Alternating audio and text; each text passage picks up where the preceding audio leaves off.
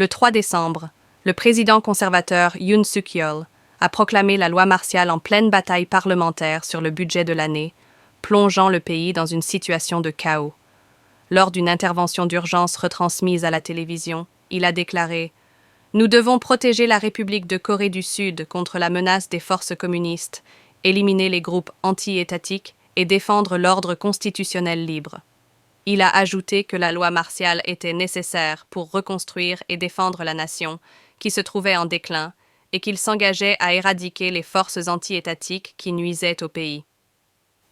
La réaction au décret de loi martiale a été immédiate au sein du Parlement, où des voix se sont élevées contre la mesure. Un membre du Parlement a déclaré que le président avait trahi le peuple et que son décret était illégal et invalide. À ce moment-là, une session d'urgence a été convoquée, au cours de laquelle 190 députés sur 300 ont voté pour l'abrogation de la loi martiale. Bien que l'armée sud-coréenne ait quitté le Parlement, elle a affirmé qu'elle ferait respecter la loi martiale jusqu'à sa levée. Cette situation a provoqué un choc dans le pays qui n'avait pas connu de loi martiale depuis 1980, un événement toujours très marquant dans l'histoire récente de la Corée du Sud.